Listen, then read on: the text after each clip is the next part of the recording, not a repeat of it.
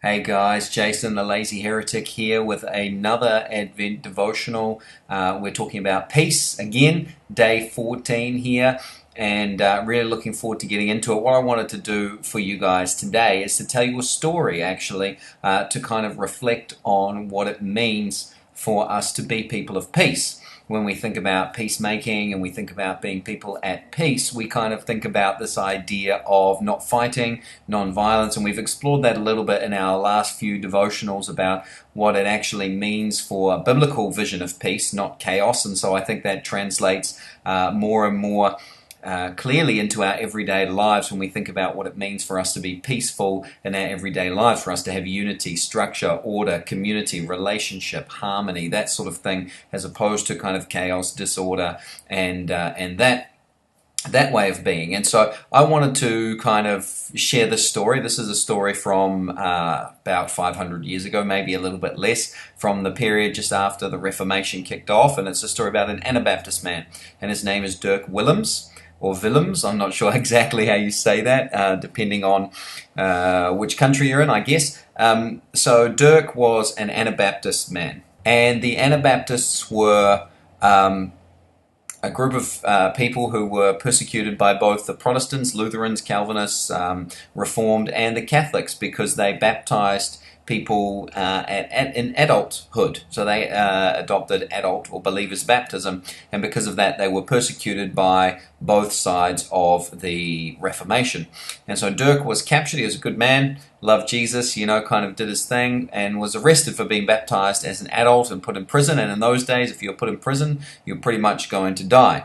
And Dirk actually managed to find a way to escape. And it was winter time when he was fleeing. He was running across a snow-covered meadow and thought he saw a lake, and he thought, well, that's a good place to run across. I might be able to get away there. So he ran across, and because he was in prison, and because in those days prisoners weren't treated very kindly, he'd lost a lot of weight, and so he managed to kind of run right across this lake. The guard that was following him, however, was wearing armor and a bit more well-fed, shall we say, than Dirk was, and so he fell straight through the ice. And you'd imagine that Dirk, as a man who believed in God and God's providence and that sort of thing, would have said, well, that's great. I am free, and thank you, Lord. I'll pray for that man as I'm running away. And I'm sure his friends will come and rescue him. So that's kind of what you'd think would happen, but what actually happened was Dirk heard the man fall through the ice, heard his cries for help, and actually turned around and went back to help him. And of course, as he pulled the man out of the lake, it had given the other guards time to catch up, and he was arrested, taken back to prison, and eventually burned at the stake. And you go, wow, great ending, Jace. What a great story for us to have when we're talking about peace. But you think about the kind of treatment that someone like Dirk would have received in prison at the hands of those guards. Probably not very humane treatment, especially since he was considered a heretic and he was going to be burnt at the stake. So, they kind of didn't treat them that nicely. Didn't feed them well, they didn't look after them, give them proper sanitation, that sort of thing. And so you kind of get this idea that he was probably very mistreated.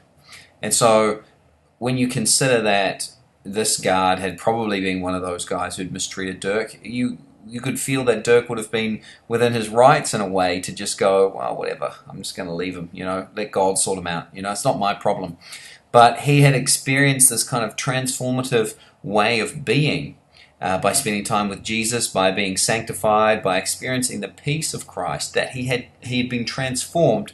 And so now he was able to love his enemy, to care for him, and to rescue him, even at the cost of his own life. And we get this picture of Dirk substituting his life for this man's. So this man could have drowned and died, and Dirk could have gone free, but instead Dirk said, no, I'm going to model Christ, and I'm going to be a person who gives up my life for the sake of this other man. And I always wonder how that man, we don't know who he was, we don't know what happened to him afterwards, but I always wonder how he would have gone through life after that, having experienced that kind of rescue from someone who was an enemy. And I just wonder how he felt. But anyway, this is a little story for you guys to think on as we bring this video to a conclusion. We're going to expand a little bit more on what it means to be people of peace in our next devotion. But guys, God bless, and it's been great to hang out with you.